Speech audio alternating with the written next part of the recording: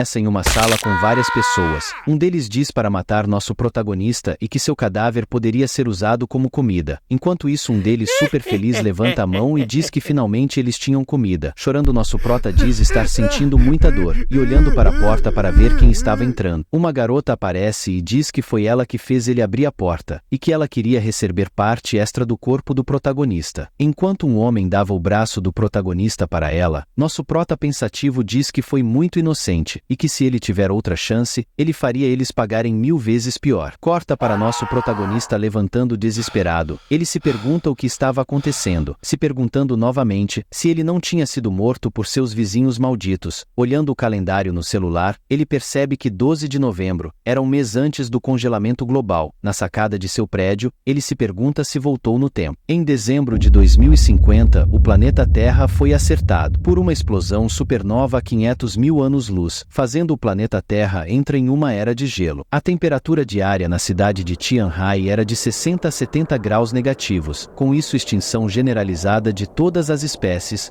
incluindo os humanos. Corta para nosso prota irritado dizendo que antes dele morrer ele conseguiu muita comida pois ele era supervisor do armazém de um supermercado, mas no final, ele foi roubado e cortado em pedaços para seus vizinhos terem mais comida, e andando ele diz que sua prioridade agora seria garantir sua segurança e juntar suprimentos o suficiente para ele sobreviver durante o apocalipse, e poder se vingar. Pensativo ele diz precisar de comida, entretenimento, armas e melhorar as defesas do apartamento para que não quebrem as paredes ou portas. Em seguida acontece alguma coisa, e com a mão no rosto, ele diz que sentiu algo entrando em seus olhos. Após ele abrir os olhos, ele se pergunta se aquilo era algum tipo de habilidade espacial, e diz que com aquilo ele poderia guardar uma quantidade massiva de recursos, e que se ele aproveitar a oportunidade, ele poderia acumular os recursos do armazém do mercado, e com isso ele não precisaria se preocupar de passar fome. Enquanto ele estava na cidade, ele diz estar com a barriga roncando, e que o apocalipse seria daqui a um mês, então ele precisaria aproveitar e comer coisas gostosas. Em um restaurante ele pede um prato de cada item do menu. O garçom, sem entender, se pergunta quanto tempo esse riquinho ficou sem comer. Super feliz em seus pensamentos, ele diz que no apocalipse muitas pessoas se ajoelhariam e implorariam para comer a comida do tipo que ele estava comendo. Saindo do restaurante, um homem diz que em uma única compra o cliente excedeu o valor de 50.000 e entrega o cartão VIP do restaurante. Enquanto isso, duas garotas olham. Uma delas diz que o King estava com sorte pois um garoto que sempre correu atrás dela era de uma família rica. E o King pensativa se pergunta se ele estava fingindo ser pobre, e que agora que ela sabia, ela fingiria que reencontrou ele e então ela tentaria descobrir alguma coisa. Então o King diz para nosso prota que era uma coincidência, e pergunta se ele iria para algum lugar. Com o rosto sério, nosso prota pensativo diz que ela estava fingindo ser uma pessoa virgem e pura, mas ela não passava de uma vagabunda que enganou ele para comer sua carne. Em seguida, sorrindo, ele diz que estava indo fazer compras. Pensativo, ele diz que não deixaria ela morrer tão facilmente, e que como ele precisaria de coletar muitos recursos, ele usaria elas para carregarem. E o King disse que isso era coincidência, pois elas também estavam planejando comprar algumas coisas. E sua amiga diz que elas poderiam ajudar ele a carregar as compras. Enquanto isso, cortando para o shopping. E o King pergunta o motivo dele estar comprando tantas coisas, e perguntando novamente se ele iria fazer alguma festa e que não contou para elas. Sua amiga diz que era muita coisa mesmo e pergunta se ele estava pretendendo acampar, e diz que ela pensava que crianças ricas comessem outro tipo de coisa. Nosso prota diz que pode ser estranho, mas e se acontecer um apocalipse, ao menos ele teria bastante comida para estocar. E o King rindo diz que já que ele não quer contar, elas estavam ajudando muito, então não era para ele esquecer de pagar o jantar. Nosso prota diz que ultimamente seu tempo tá corrido, e que quando ele estiver livre pagaria o jantar para elas. Amiga de Yu King diz que antigamente nosso prota não comprava essas coisas e que sempre ele bancava o pobretão, e quem diria que ele tinha tanto dinheiro e só não gostava de gastar.